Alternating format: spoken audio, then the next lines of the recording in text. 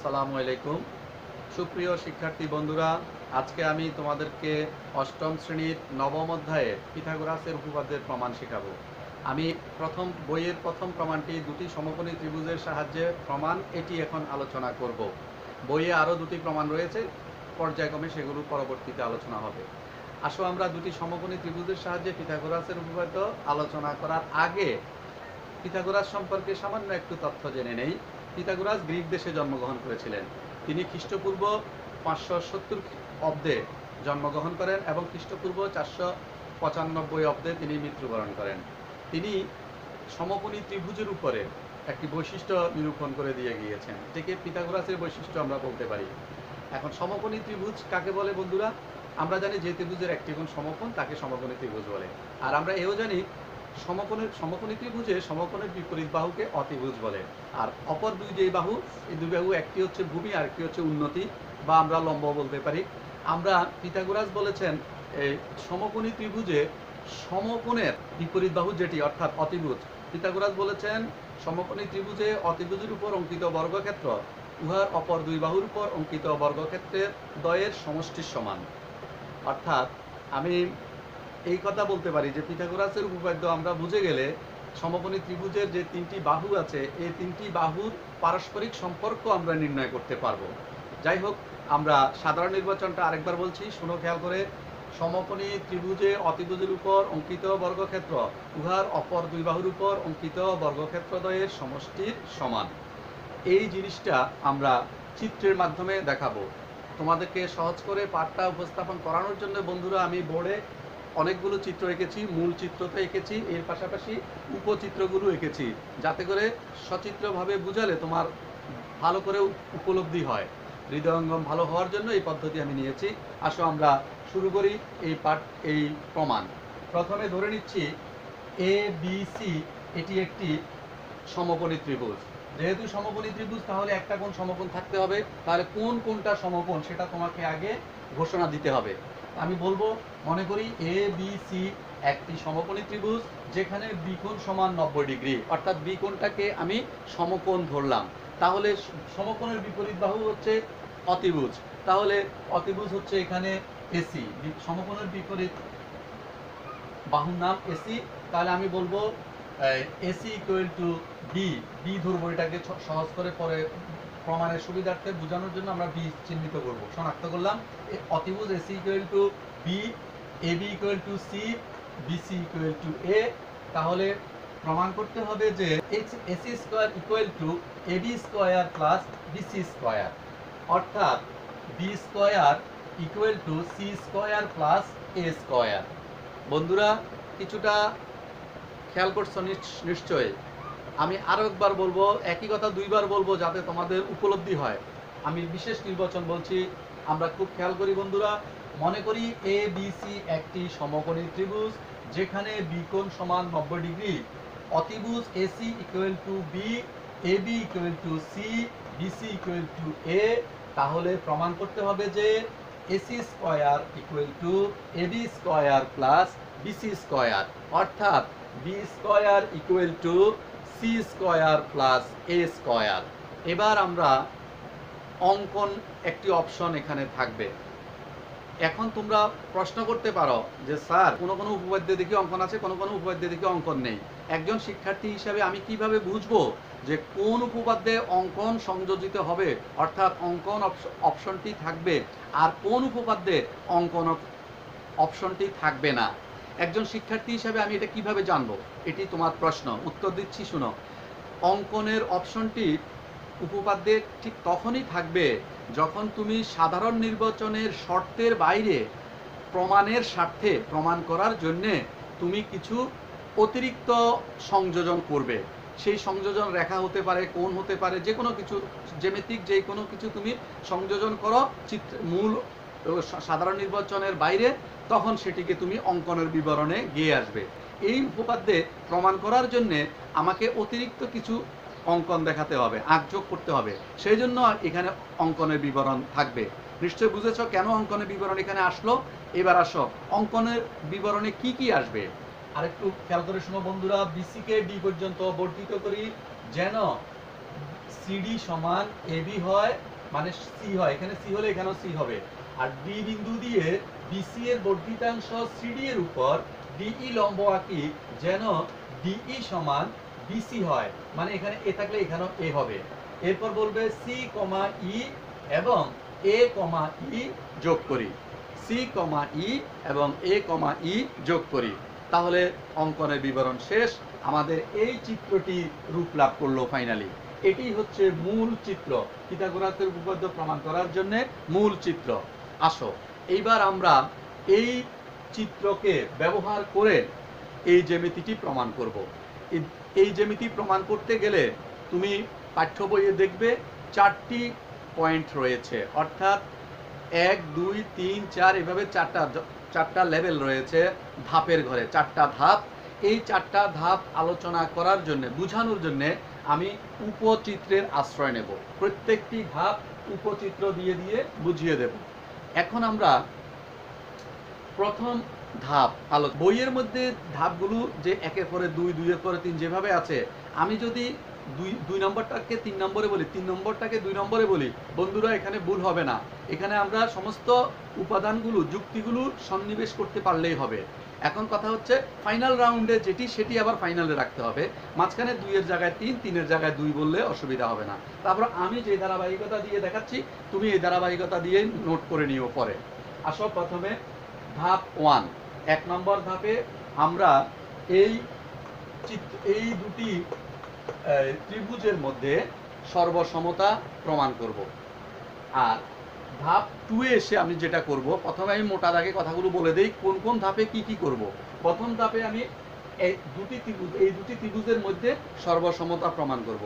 সর্বসম প্রমাণ করে ওখান থেকে অনুরূপ দুটি বাহুকে সমান দাবি করব এবং অনুরূপ দুটি কোণকে, অর্থাৎ একটি কোণকে, এই ত্রিভুজের একটি কোণ, ওই ত্রিভুজের একটি কোণ, এইভাবে দুটি বলছি, একটি কোণকে সমান দাবি করব উভয় ত্রিভুজের, আর একটি বাহুকে উভয় ত্রিভুজের মধ্যে সমান দাবি করব। আর অনুরূপ জাতীয় হতে হবে, সেই বাহুগুলা কোণগুলা অনুরূপগুলো সমান দাবি করব। তারপরে দ্বিতীয় ধাপে আমি এসে এই যে ত্রিভুজটা ACE, এই ত্রিভুজটাকে একটি সমকোণী ত্রিভুজ প্রমাণ করব। সেই জন্য এখানে 90 ডিগ্রি হয়েছে, এই কোণটা 90 ডিগ্রি, এইটা প্রমাণ করব। তৃতীয় ধাপে এসে এই পুরো চতুর্ভুজটাকে আমি একটি ট্রাপিজিয়াম প্রমাণ করব। বন্ধুরা ধাপগুলো মনে রাখবে, ট্রাপিজিয়াম প্রমাণ করব।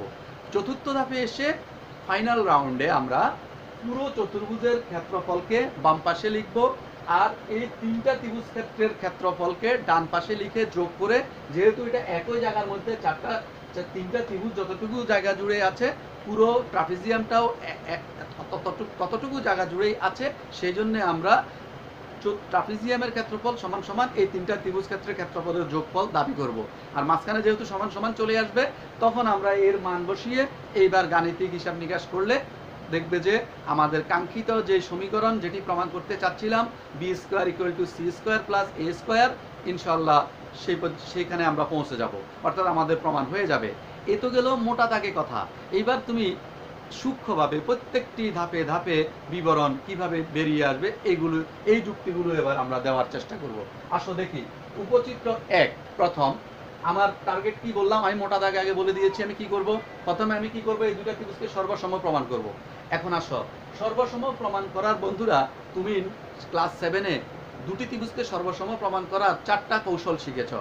যেমন আমি একটু মনে করে দেই, বাহু বাহু বাহু উপপাদ্য, 2 কোণ বাহু কোণ উপপাদ্য, 3 বাহু কোণ বাহু উপপাদ্য, 4 অতিভুজ বাহু উপপাদ্য। এখন কথা হচ্ছে, তুমি যদি বলো স্যার আমি তো জ্যামিতি মুখস্থ করব না, পাঠ্য বইয়ে তো এগুলো লেখা আছে, তো আপনার লেকচারটা যদি শুধু পাঠ্য বইয়ের মতো খালি শব্দগুলো উচ্চারণ করতে থাকেন, তাহলে আমি পাঠ্য বই আর আপনার লেকচারের মধ্যে পার্থক্য কিভাবে বুঝবো? আপনার সামনে এসে ক্লাস করলে যেরকম বুঝতাম, আপনার ভিডিও দেখে তো আমি সেটা বুঝতে না পারলে তাহলে আর ভিডিও দেখে লাভ কি? এই জন্য আমি তোমাকে ভিডিওটার দৈর্ঘ্য বাড়িয়ে দিচ্ছি একটু, মানে অতিরিক্ত ক্লাস কথা বলছি, যেগুলো তোমার প্রয়োজন হবে না কিন্তু বুঝার স্বার্থে তোমার দরকার। যেমন এই দুইটা ত্রিভুজকে তুমি সর্বসম প্রমাণ করবে। এখন আমি যেই পদ্ধতিটা হবে কেবলমাত্র সেই পদ্ধতি দিয়ে তোমাকে বুঝিয়ে দিলাম, তাহলে এখানেও আমি মনে করি যে একটু শুভঙ্করের ফাঁকি হয়ে গেল। কারণ যে দুইটা ত্রিভুজকে সর্বসম প্রমাণ করার 4টা পদ্ধতি ছিল, তা তুমি বাকি পদ্ধতিগুলো হবে কি হবে না সেটা তুমি তো বুঝতে পারলা না। সেটা বুঝার আগে কেবলমাত্র যেটা হবে সেটা দিয়ে আমি বললাম যে ওকে হয়ে গেল। আসলে আমি মনে করি যে এখানে এইভাবে হলে প্রকৃত সৃজনশীল মেধা বিকশিত হয় না। এই জন্য আমি যেগুলো হবে না সেগুলো সহ আলোচনা করব, তারপরে ফাইনালি যেটা হবে সেটা তোমাকে এখন দেখিয়ে দেব। আসো প্রথমে আমি দেখি তিন বাহু বাহু বাহু উপপাদ্য এই নীতিতে এই দুইটা ত্রিভুজকে সর্বসম প্রমাণ করা যায় কিনা। দেখা যাচ্ছে যায় না। যদি বলো কিভাবে, আমি তো এখানে এই বাহু সমান ধরে নিলাম, এ সমান এ পাইলাম, সি এর সমান সি পাইলাম, দুইটা বাহু সমান, কিন্তু এখানে যে বি, এটা যে এই যে সি যে বি এর সমান হবে এই গ্যারান্টি তো আমার হাতে নাই। এটার তো কোনো যুক্তি আমি জানি না আগের থেকে। তো সুতরাং যেহেতু আমি জানি না, অঙ্কন অনুসারে আমি দুইটা বাহুকে সমান জানছি, আরেকটা বাহুকে জানি না, অতএব আমি বাহু বাহু বাহু নীতিতে এই দুটা ত্রিভুজকে সর্বসম প্রমাণ করতে পারবো না। গেল আমার একটা বাদ। এইবার আসো কোন বাহু কোন উপপাদ্য। আচ্ছা, কোন বাহু কোন উপপাদ্য যদি তুমি প্রয়োগ করো, মানে দুই কোণ এক বাহু সমান, তো দুই কোণ যদি বলো, আমি এখানে দেখতে পাচ্ছি এখানে এটা একটা সমকোণ আর এখানে একটা সমকোণ, যেহেতু আমি লম্ব এঁকেছিলাম এখানে সমকোণ। আচ্ছা, একটা কোণ সমান, বাকি কোণগুলো যে সমান, আরো একটা কোণ যে সমান হবে এই গ্যারান্টি তো আমার কাছে নাই। আমি তো প্রমাণ ছাড়া বলতে পারছি না আমার এখানে ওকে আছে একটা কোণ সমান বোঝা যাচ্ছে, আর তো কোণ সমান পাচ্ছি না আমি। সুতরাং দুইটা কোণ সমান এই যুক্তি আমি এখানে দিতে পারছি না। অতএব এই নীতিতে দুই কোণ এক বাহু সমান এই নীতিতে দুটি ত্রিভুজকে সর্বসম প্রমাণ করতে আমি পারবো না। গেল দুইটা নিয়ম শেষ। এইবার আসো অতিভুজ এবং অপর যে কোনো একটা বাহু উপপাদ্য। এখন এই দুইটা ত্রিভুজের মধ্যে অতিভুজ এবং বাহু, এটা তো আমি অতিভুজ হয়তো সমান এটা বলতেই পারতেছি না। এই যে দেখো এইটা অতিভুজ, এখানে এটা অতিভুজ, এই দুইটা অতিভুজ তো সমান নাই, যার কারণে আমি ওই বাহু বাহু বাহুতেও পারি নাই। তো সুতরাং যেহেতু এই দুইটা বাহু সমান নেই, তার মানে অতিভুজ সমান নেই। সুতরাং অতিভুজ এবং অপর বাহু অতিভুজ বাহু উপপাদ্য যেটি, সেটিও এই দুটি ত্রিভুজ সর্বসমতার ক্ষেত্রে কাজে আসতেছে না। এখন আমার হাতে বাকি থেকে যায় আরেকটা নীতি। কি নীতি? যে দুই বাহু এক কোণ সমান। এই নীতিতে যদি এই কার্যকর করা যায়, দেখি যায় কিনা। দেখো বন্ধুরা, এখানে এই ত্রিভুজের এবি সমান এই ত্রিভুজের সিডি, এই যে এ সমান এ সমান, এই দুটা ত্রিভুজের মধ্যে এই সি সমান সি, মানে এই যে বিসি সমান ডি, অঙ্কনের সময় আমরা এইভাবে অঙ্কন করেছিলাম। তাহলে দুইটা বাহু সমান, আবার এই যে একটা কোণ, এই একটা কোণও সমান। তাহলে বোঝা গেল দুইটা বাহু একটা কোণ এই দুইটা ত্রিভুজের মধ্যে সমান। তাহলে আমি এই নীতিটা গ্রহণ করতে পারি। হ্যাঁ, এখানে আরেকটা সূক্ষ্ম কথা থেকে যায় বন্ধুরা, সেটি হলো দুই বাহু এক কোণ সমান হলে ওই কোণটা অন্তর্ভুক্ত আকারে থাকতে হয়, অন্তর্ভুক্ত কোণ আকারে অবস্থান নিতে হয় দুইটা ত্রিভুজের মধ্যে। এখন বলতে পারো স্যার অন্তর্ভুক্ত কোণ কাকে বলে বা কেমন? এটা অন্তর্ভুক্ত কোণ হচ্ছে, অন্তর্ভুক্ত হওয়ার কারণে দুইটা কোণ সমান হয় না, কিন্তু অন্তর্ভুক্ত হচ্ছে তার অবস্থানগত রূপ মাত্র, কোণের অবস্থানগত রূপ। কিরকম? সেটি হলো একটা ত্রিভুজের যে দুইটা বাহুকে তুমি অপর ত্রিভুজের অনুরূপ দুইটা বাহুর সাথে সমান দেখাতে যাচ্ছ, এই একটা ত্রিভুজের ওই দুইটা বাহু মিলে যেই কোণটা তৈরি হলো তাই সেই কোণটার নাম হলো অন্তর্ভুক্ত কোণ। তো তাহলে দেখো এখানে আমি এই এবিসি ত্রিভুজের মধ্যে এবি এবং বিসি এই দুইটা বাহুকে ওই সিডিই ত্রিভুজের এই আরেকটা আর দুইটা বাহুর সাথে সমান দেখাতে চাচ্ছিলাম। তাহলে এবিসি ত্রিভুজের এবি এবং বিসি বাহু মিলে যে কোণটা তৈরি হবে তার নাম হচ্ছে অন্তর্ভুক্ত কোণ। তো আসলে আমাদের এখানে এই দুটা কোণ, এই কোণ আর এই কোণ, মানে এই ত্রিভুজের এই কোণ অন্তর্ভুক্ত কোণ, এই ত্রিভুজের এই কোণও অন্তর্ভুক্ত কোণ, মানে অন্তর্ভুক্ত আকারে তাদের অবস্থানটা রয়েছে। তাহলে আমি সব দিক থেকে পেয়ে গেলাম যে একটা ত্রিভুজের দুইটা বাহু একটা কোণ সমান এবং সেই কোণটা অন্তর্ভুক্ত আকারে থাকতে হবে, অন্তর্ভুক্ত আকারেও আছে, এবং উভয় সমকোণ, তাহলে কোণ দুটোটা সমান, আবার দুইটা বাহু সমান, দুইটা বাহু দুটোটা ত্রিভুজের মধ্যে সমান। তার মানে বাহু কোণ বাহু উপপাদ্য অনুসারে আমি এই দুইটা ত্রিভুজকে সর্বসম প্রমাণ করতে পারলাম। কিন্তু আরো যে তিনটা রীতি ছিল, ওই তিনটা রীতি এই দুইটা ত্রিভুজের মধ্যে অ্যাপ্লিকেবল নয়, প্রযোজ্য হচ্ছে না। সেটা আমি প্রমাণ করে একটু আগে বুঝিয়েছি। বন্ধুরা, বারবার বলছি, এতগুলো কথা বলার তো কোনো প্রয়োজন নাই। যেমিতি যখন লিখতে যাবে তুমি শুধু ওই যেই জিনিসটা খাটবে ওইটাই তুমি লিখবে, কিন্তু যেহেতু আমি তোমাকে ক্লাসের মাধ্যমে বুঝাতে চাচ্ছি, তাহলে যেটা হবে না সেটাও তোমাকে আমি বুঝিয়ে দেব, যার কারণ তাহলে প্রকৃত সৃজনশীলতার মেধা কিছুটা হলেও তুমি উপলব্ধি করতে পারবে। মুখস্থ তোমার কাছে আর মনে হবে না। আচ্ছা ঠিক আছে, আসো দেখি। এখন তাহলে আমরা এই দুইটা ত্রিভুজকে সর্বসম প্রমাণ করতে পেরেছি। এখন দুইটা ত্রিভুজ সর্বসম হয়ে গেলে বলেছিলাম কি, উহাদের মধ্যকার অনুরূপ জাতীয় কোণগুলো সমান, উহাদের মধ্যকার অনুরূপ জাতীয় বাহুগুলো সমান, এটা আমরা দাবি করতে পারি তখন। তাহলে আমরা এখন দেখতে পাচ্ছি এই ত্রিভুজের সবচেয়ে বড় বাহু হচ্ছে বি বাহু, এসি বাহু, এই ত্রিভুজের সবচেয়ে বড় বাহু হচ্ছে সি বাহু। তার মানে এখন দাবি করতে পারি যে এসি সমান সমান সিই। তার মানে এখানে যদি বি হয় এখানেও বি হবে, তাহলে এবার আমি এখানে বি লিখতে পারি। ঠিক একইভাবে দেখো বন্ধুরা, আমি মূল চিত্রে এতক্ষণ ধরে সব আগে ভাগে লিখে রেখেছিলাম, কিন্তু এইটার নাম আমি ইচ্ছে করে লিখি নাই, কারণ আমি জানি আমি এখন আগে ভাগে যদি বি লিখে দেই তাহলে প্রমাণ করার পর যে এটা বি এসেছে এটা তোমরা তখন বুঝতে পারবে না। বই তো আর কথা বলে না, বইতে তো আগে ভাগেই লেখা আছে, কিন্তু এটা যে চলমান প্রক্রিয়া, এটা পরবর্তীতে এসেছে সেটা বোঝানোর জন্য আমি এখন লিখলাম, আগে লিখি নাই। তাহলে বোঝা গেল যে এই সিই এখন বি এর সমান, এসি আর সি বাহু দুটি সমান, তাহলে এখানে বি আসবে।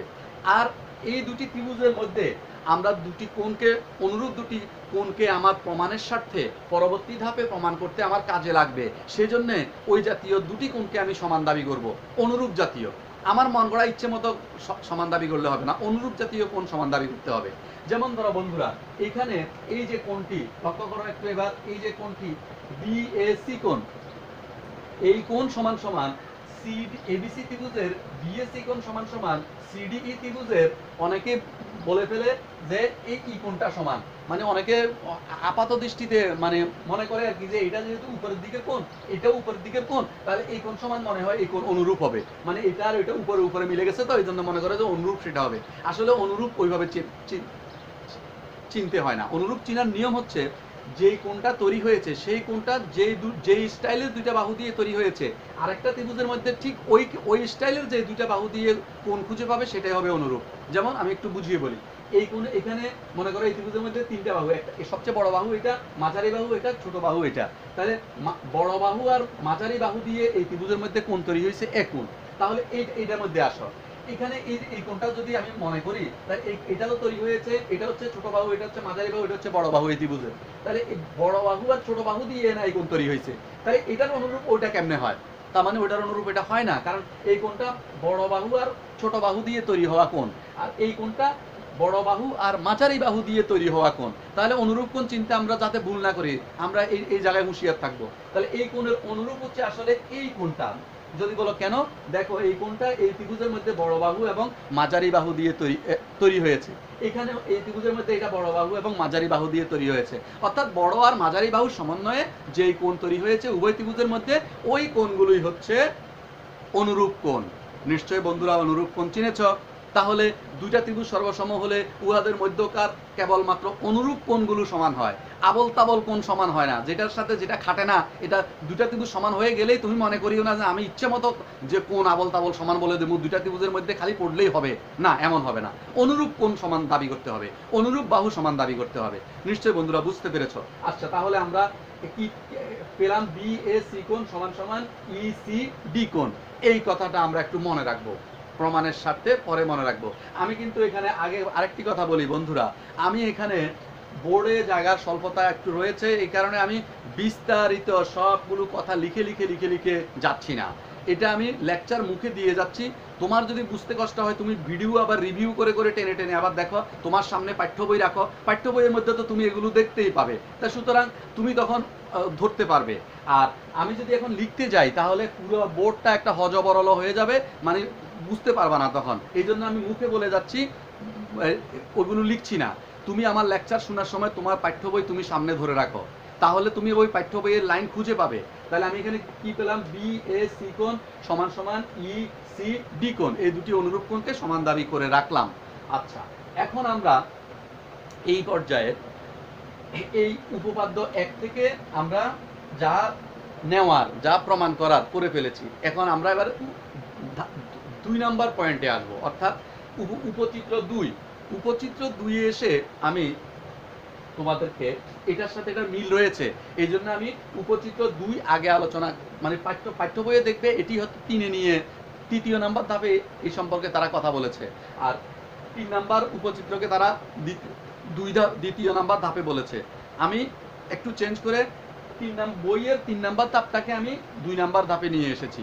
আচ্ছা বন্ধুরা খেয়াল করো, আমি আগে বলবো পাঠ্য বইয়ের মধ্যে খুব ছোট করে লেখা আছে আমি এখন বিস্তারিত এখানে বিবরণ দিয়ে যাব, কিন্তু তুমি যদি মনে করো আমার লেকচার বুঝার পরে যদি মনে করো না স্যার এত বড় কাহিনী আমি লিখবো না, আমি বইয়ের মতো ছোট করে লিখবো, আমি আপনার লেকচার বুঝেছি, আমি এখন ছোট করে লিখতে পারবো, আলহামদুলিল্লাহ, কোনো অসুবিধা নেই। লেকচার বুঝে যাওয়ার পরে, যুক্তিগুলো বুঝে যাওয়ার পরে তুমি যদি বইয়ের মতো ছোট করে লেখো, কোনো অসুবিধা নেই, সব স্যাররা আমরা তোমাদেরকে নাম্বার দেবো। কিন্তু যদি একেবারে বিশ্লেষণ করে করে লেখো তাও কোনো অসুবিধা নাই। এখন দেখি আমরা এই দ্বিতীয় নাম্বার ধাপটা তোমরা বুঝো কিনা। দ্বিতীয় নাম্বার ধাপে আমার টার্গেট হচ্ছে আমি ACE এই ত্রিভুজটাকে ACE, এই যেখানে যে ত্রিভুজটা দেখতে পাচ্ছি, সরি যে কোণটা দেখতে পাচ্ছি, এই কোণটাকে আমি সমকোণ দাবি করব, মানে এখানে 90 ডিগ্রি হয়েছে প্রমাণ করব। প্রমাণ করলে তখন এই ত্রিভুজটি ACE নামক ত্রিভুজটি একটি সমকোণী ত্রিভুজ হিসেবে চিহ্নিত হবে। আচ্ছা, এখন আসো এবার এখানে তুমি 90 ডিগ্রি কিভাবে প্রমাণ করবা, সেটা প্রমাণ করার জন্য আমি তোমাকে প্রথমে একটা কৌশলে নিয়ে যাব।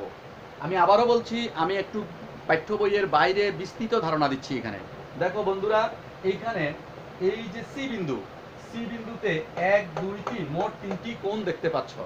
আর তোমরা নিচের ক্লাসে, ছোট ক্লাসে নিশ্চয়ই এক সরল কোণের ছবি এঁকেছ, যে এক সরল কোণ আঁকার সময় অর্থাৎ একটা কোণের তো দুটা বাহু থাকে, সেই দুটা বাহু যদি দুই বিপরীত দিকে চলে যায়, সমানভাবে একটা সরল রেখা তৈরি হয়ে যায়, তাহলে যে শীর্ষবিন্দু ছিল ওই শীর্ষবিন্দুতে উৎপন্ন কোণ হচ্ছে সরল কোণ।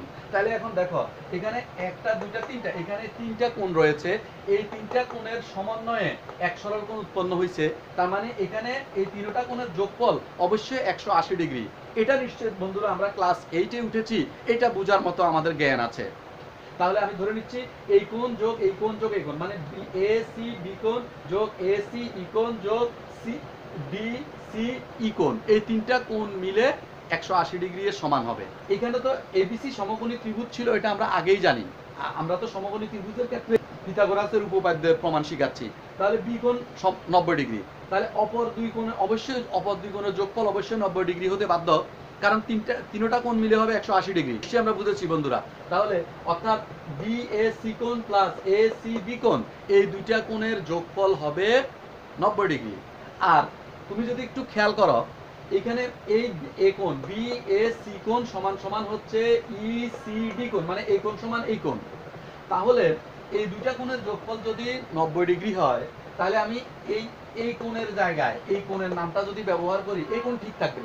আমি BAC কোণ না বলে যদি বলি ECD কোণ প্লাস ACB কোণ, অর্থাৎ BAC কোণের জায়গায় আমি ECD কোণকে বসিয়ে দিলে তাহলে আর ACB কোণ তো আগেই থাকে, এই দুইটা যোগ করলেও 90 ডিগ্রি এর সমান হয়। নিশ্চয়ই বুঝতে পেরেছ? অর্থাৎ এই দুইটা কোণ সমান হইবার কারণে এই দুইটা এই কোণ সমান এই কোণ যেহেতু, আর আমরা জানি যে এই দুইটা কোণের যোগফল 90 ডিগ্রি, তার মানে এই কোণ আর এই কোণের যোগফলও হবে 90 ডিগ্রি। কারণ ওই কোণের নাম না বলে ওই কোণের জায়গায় এই কোণকে বসানো যায়, বসাইলে তখন এই কোণ আর এই কোণ মিলে, এই দুইটা কোণ মিলে 90 ডিগ্রি হয়। অর্থাৎ ACB কোণ প্লাস ECD কোণ সমান সমান হয়ে যায় 90 ডিগ্রি। বইয়ে এই কথাটাই সংক্ষেপে বলে দিয়েছে, কিন্তু কিভাবে এসেছে এত ডিটেলস বলে নাই। আমি হয়তো তোমার আর একটু গভীরে নিয়ে গিয়েছি। আচ্ছা, এখন লক্ষ্য করো, এই তিনটা মিলে হচ্ছে 180 ডিগ্রি, আর তুমি এই দুইটা কোণের যোগফল একটু আগে বললে 90 ডিগ্রি।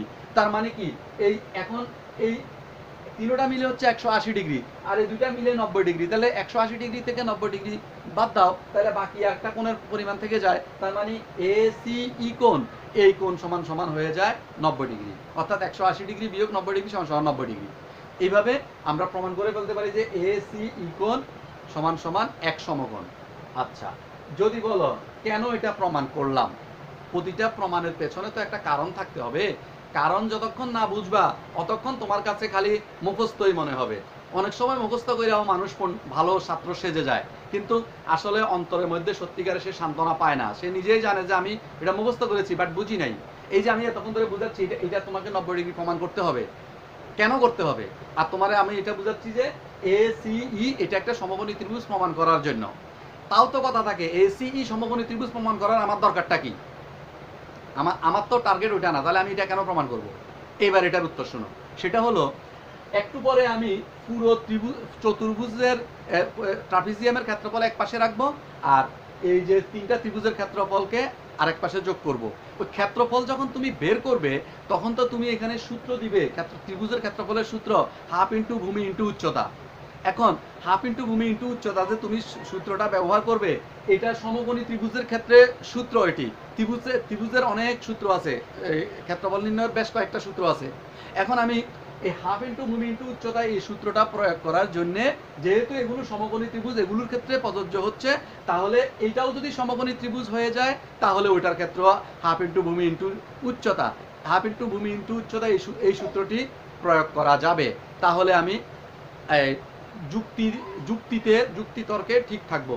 এই জন্য একই সূত্র দিয়ে যাতে তিনটা ত্রিভুজকে আমি করে ফেলতে পারি, এই জন্য ওইটা সমকোণী ত্রিভুজ হয়েছে কিনা এটা প্রমাণ করে আসলাম। ওইটা আসার জন্যই এখানে 90 ডিগ্রি প্রমাণ করলাম। নিশ্চয় বন্ধুরা বুঝতে পেরেছ কেন 90 ডিগ্রি এখানে প্রমাণ করা হলো। আচ্ছা, এইবার আসো পরবর্তীতে আমরা তৃতীয় ধাপে চলে আসি। তৃতীয় ধাপ হলো এই পুরো চতুর্ভুজটিকে ট্রাপিজিয়াম প্রমাণ করা। ট্রাপিজিয়াম প্রমাণ করতে হলে ট্রাপিজিয়ামের আগে বৈশিষ্ট্যটা তোমাকে বুঝতে হবে। আমি ট্রাপিজিয়ামের সংজ্ঞাটা বলছি, শোনো। যে চতুর্ভুজের দুই বিপরীত বাহু সমান্তরাল কিন্তু অপর দুই বিপরীত বাহু অসমান্তরাল তাকে ট্রাপিজিয়াম বলে। তাহলে দুই বিপরীত বাহু সমান্তরাল হবে, অপর দুই বিপরীত বাহু অসমান্তরাল হবে ট্রাপিজিয়ামের হওয়ার জন্য। ট্রাপিজিয়ামের ক্ষেত্রফল আমরা পরে বলবো।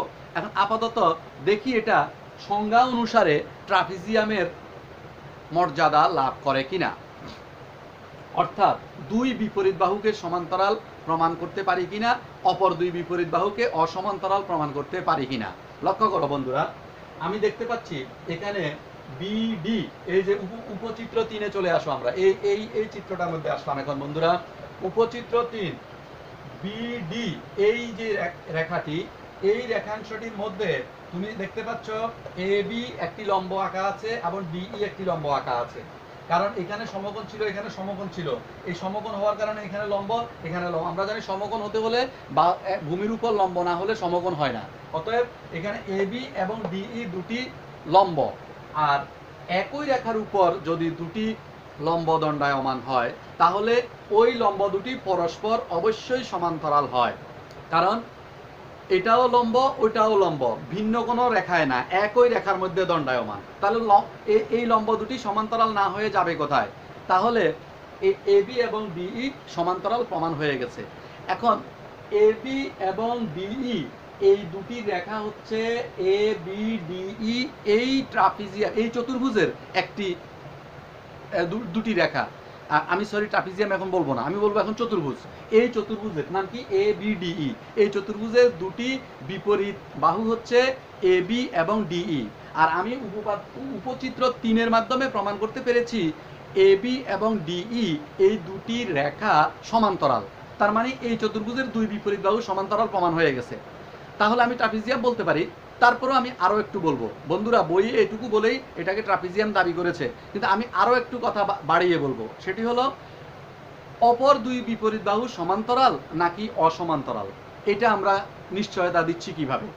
এটা ওটা সমান্তরালও হতে পারে। ওটা যদি আবার সমান্তরাল হয়ে যায় তাহলে তো এটা ট্রাপিজিয়াম হবে না।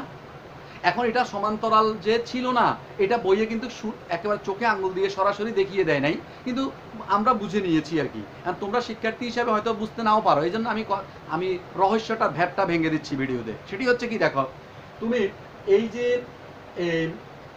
এই এবং বিডি এই দুটি রেখা যে অসমান্তরাল, এই চতুর্ভুজের অপর দুই বিপরীত বাহু কি? একটার নাম এই আর একটার নাম বিডি। এই দুটি বিপরীত বাহু অসমান্তরাল। এটা কিভাবে প্রমাণ করব? দেখো, সেটি হচ্ছে এ বি এবং ডিই এই দুটি রেখা তো সমান্তরাল প্রমাণ করলাম একটু আগে, কিন্তু এই দুটি রেখা সমান্তরাল হওয়ার পরে যদি আবার সমানও হয়ে যায় তাহলে কিন্তু অপর দুই বিপরীত বাহু আপনা আপনি সমান্তরাল হয়ে যাবে। বন্ধুরা খেয়াল করো, কথাটা বুঝতে পারতেছো কিনা আমি জানি না। আবার বলি, এ বি এবং ডিই এই দুই বিপরীত বাহু আমি সমান্তরাল প্রমাণ করেছি, বাট সমান প্রমাণ করি নাই। যদি এমন হয় এই চতুর্ভুজের দুই বিপরীত বাহু সমান এবং আবার সমান্তরাল এবং সমানও, তাহলে অপর দুই বিপরীত বাহুও সমান এবং সমান্তরাল হয়ে যাবে। এখন আমি তো প্রমাণ করেছি দুই বিপরীত বাহু শুধু সমান্তরাল, কিন্তু সমান না।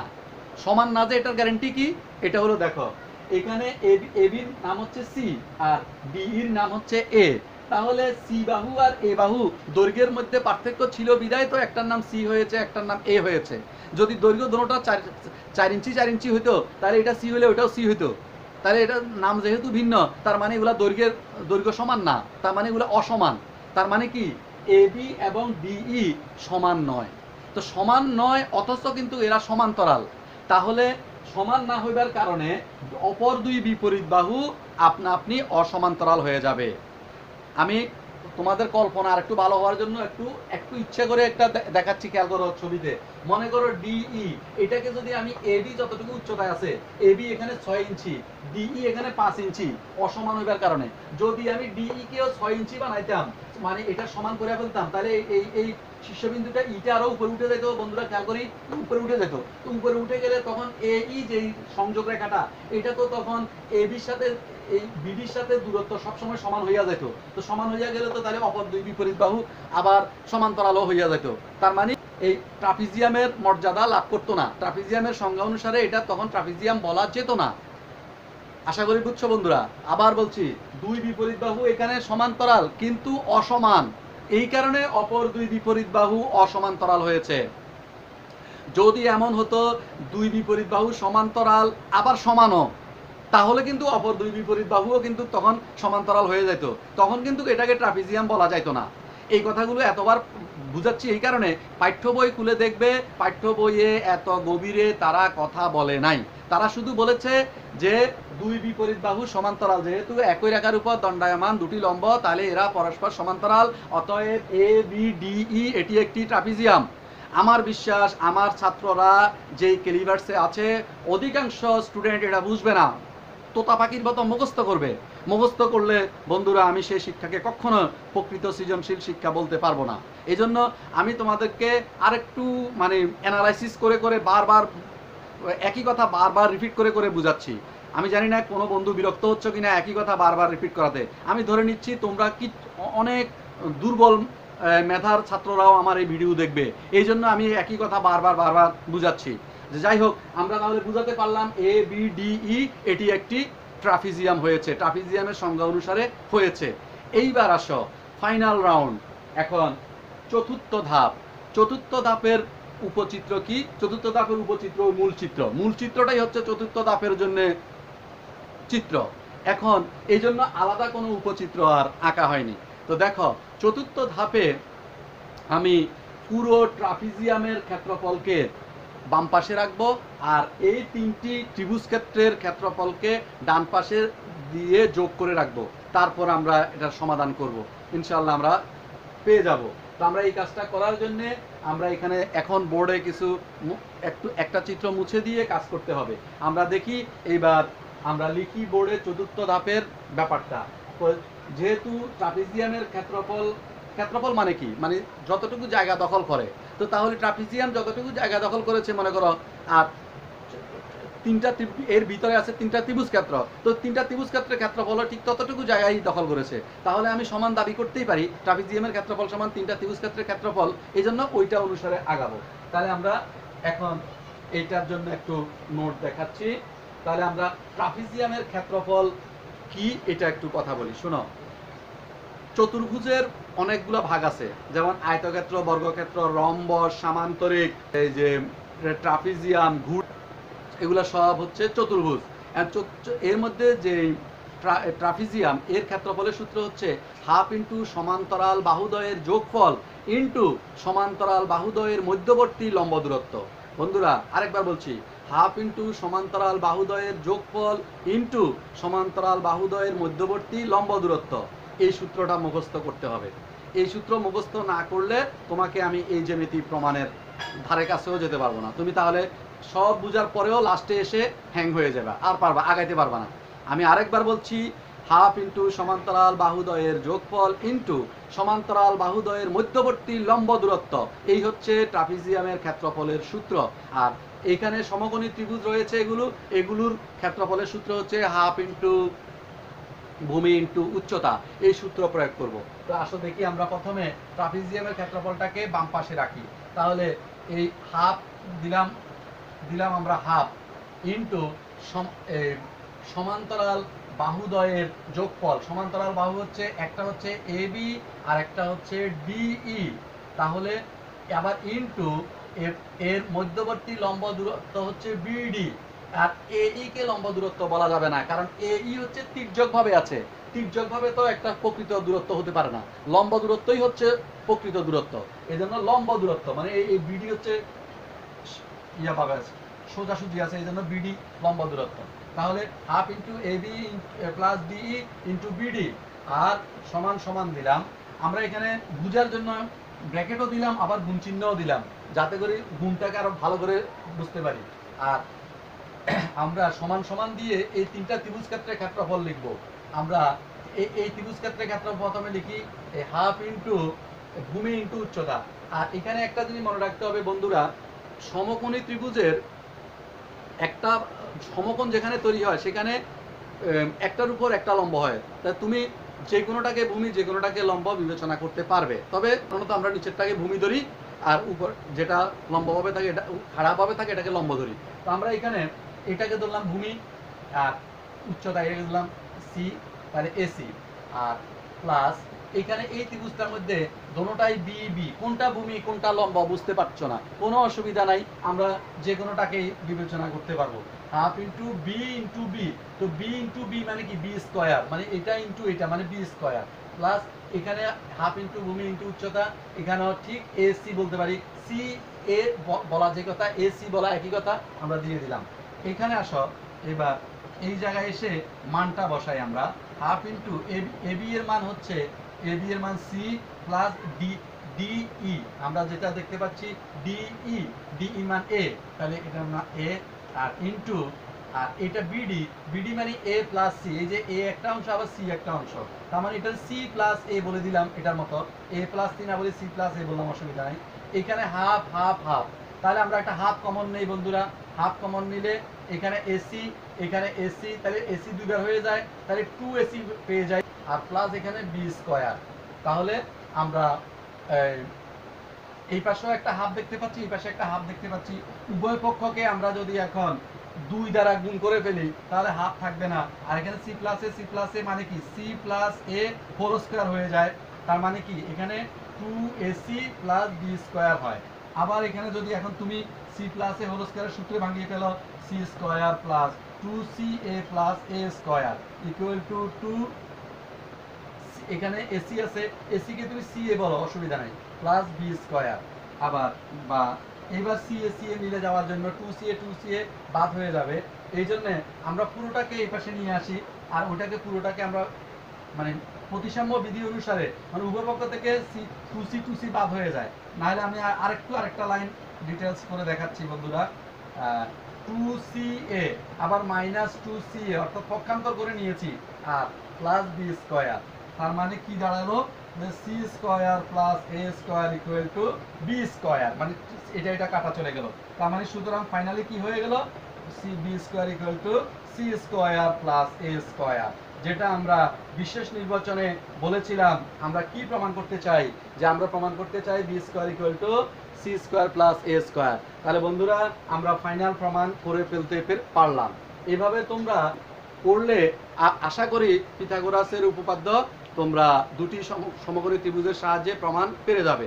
তাহলে আজকে আমি আর বেশি দূর ভিডিও আগাবো না, ক্লাস আগাবো না, তোমাদেরকে বাড়ির কাজ দেব, স্কুল খোলা গেলে তোমরা এটা করে আমার জন্য সুন্দর করে রাখবে, আর এগুলো ব্যবহার করে আমরা এক্সট্রা জ্যামিতির সমাধানের মধ্যে তখন কাজে লাগবে। এটা ছাড়াও আমি এরপরের ক্লাসে সদৃশকোণী ত্রিভুজের সাহায্যে প্রমাণ শেখাবো, এরপরে আবার বীজগণিতের সাহায্যে প্রমাণ শেখাবো। ওখানে বীজগণিতের সাহায্যে a প্লাস বি হোল স্কয়ারের বিস্তৃতি এবং a মাইনাস বি হোল স্কয়ারের বিস্তৃতি দুইটার প্রমাণ রয়েছে। ইনশাআল্লাহ আমরা পরবর্তীতে বাকিগুলো দেখাবো। এখন যেটা তোমরা দেখেছো এই ক্লাসটি ভালো করে উপলব্ধি করতে হলে আমি আবার বলছি পাঠ্য বই সামনে ধরে রাখো, কারণ আমি তো বই না দেখে পড়াচ্ছি এবং বইয়ের মধ্যে যতটুকু আছে আমি সেই সীমারেখার মধ্যে নেই, এর বাইরে অনেকগুলো কথা আমি ডিসকাস করেছি। তাহলে তুমি আর তাছাড়া আমি এখানে প্রত্যেকটা ধাপ থেকে যে আলোচনা এসেছে সেটা আমি আলাদাভাবে লিখে বোর্ডে রাখিনি, সব মুখে বলেছি। এই জন্য তোমাকে বই সামনে ধরে রাখতে হবে, বই ধরে ধরে তুমি আমার লেকচারের সাথে মিলাও, তাহলে দেখবে তোমার নিশ্চয়ই একটু হৃদয়ঙ্গম হবে বলে আমার বিশ্বাস। তো যাই হোক, কথা আর না বাড়িয়ে আগামী ভিডিও দেখার আমন্ত্রণ জানিয়ে এখানেই আমি বিদায় নিচ্ছি। সবাই ভালো থাকো। আল্লাহ হাফেজ।